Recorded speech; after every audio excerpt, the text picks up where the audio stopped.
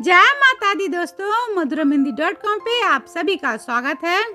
आज के इस वीडियो में जानेंगे कि इस साल कब लगेगा चंद्र ग्रहण, जानेंगे सूतक के समय को, नियम को और चंद्र ग्रहण से जुड़ी हुई जानकारी को। तो इन सारी जानकारियों को जानने के लिए वीडियो पूरा देखिएगा ताकि आपको सही और सटीक जानकारी मिल सके।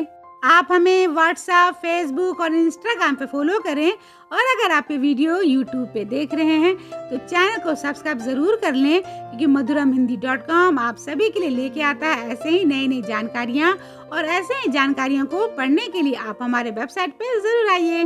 तो चलिए वीडियो को आगे बढ़ाते हुए जानते हैं कि किस दिन लगेगा इस साल चंद्र ग्रहण।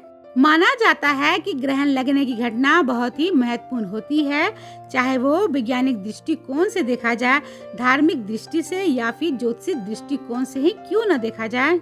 वैज्ञानिक रूप में ग्रहण लगने की घटना खगोलीय घटना कहलाती है, तो वहीं धार्मिक और ज्योतिष दृष्टिकोण में ग्रहण को शुभ नहीं माना जाता है। वैज्ञानिक दृष्टिकोण के अनुसार चंद्र ग्रहण तब लगता है जब सूर्य और चंद्रमा के बीच में पृथ्वी आ जाती है और पृथ्वी की परछाई चांद पे पड़ती है, जो कि एक अद्भुत खगोलीय घटना होती है। जबकि धार्मिक और ज्योतिष की माने तो ग्रहण लगना अशुभ घटना होती है, क्योंकि इसे समुद्र मंथन से और राहु केतु से जोड़ा जाता है। यही वजह है कि धार्मिक और ज्योतिष दृष्टिकोण से ये शुभ नहीं होता है। तो आइए जानते हैं कि इस साल 2023 में कब लगेगा चंद्र ग्रहण। इस साल 2023 में चंद्र ग्रहण 28 अक्टूबर दिन शनिवार को लगेगा, और इस साल का लगने वाला चंद्र ग्रहण बहुत ही खास है, क्योंकि इसे भारत में भी देखा जा सकेगा। इस साल का चंद्र ग्रहण की शुरुआत भारतीय समय के अनुसार 28 अक्टूबर 2023 दिन शनिवार की रात 11:30 से शुरू होकर रात के 2:24 पे समाप्त होगा, जिसमें चंद्र ग्रहण का स्पर्श 1:05 पे होगा, मध्यकाल रात्रि में 1:44 पे और मोक्ष रात्रि के 2:24 पे होगा। भारत में पूरा ग्रहण समय होगा 4 घंटे और 24 मिनट का, जिसमें चंद्र ग्रहण की महत्वपूर्ण और ग्रहण की चरम सीमा है 28 अक्टूबर 2023 शनिवार की रात्रि के 1:05 से शुरू होकर 2:24 पर, जहां पर वो समाप्त होगा। तो चलिए अब जान लेते हैं सूतक काल को।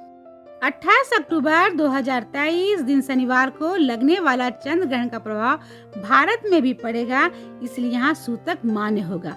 सूतक काल यानी कि ऐसा समय जब पृथ्वी पर प्राकृतिक संवेदनशील स्थिति में होने से किसी अनहोनी की संभावना बहुत ज्यादा बढ़ जाया करती है।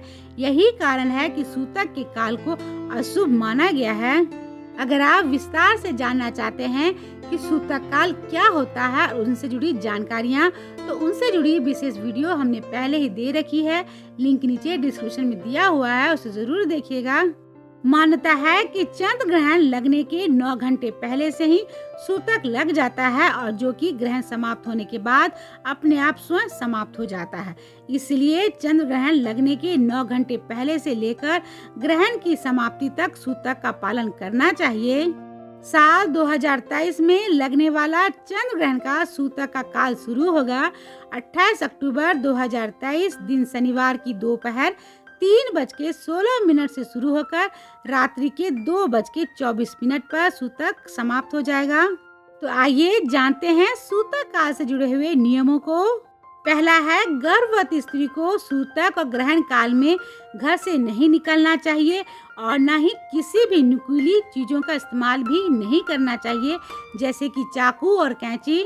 सूतक काल में घर पे लगे तुलसी के पौधे को न ही स्पर्श करें और न ही तुलसी में जल डालें और न ही पूजा करना चाहिए। सूतक काल में भगवान की मूर्तियों को स्पर्श नहीं करना चाहिए, इसलिए सूतक लगते ही मंदिरों के कपाट बंद कर दिए जाते हैं। सूतक काल में पके हुए भोजन को ग्रहण के समाप्त होने के बाद भी नहीं खाना चाहिए, और इसके अलावा ग्रहण काल में खाना और पीना भी नहीं चाहिए। तो चलिए अब जान लेते हैं चंद्र ग्रहण के समय क्या नहीं करना चाहिए।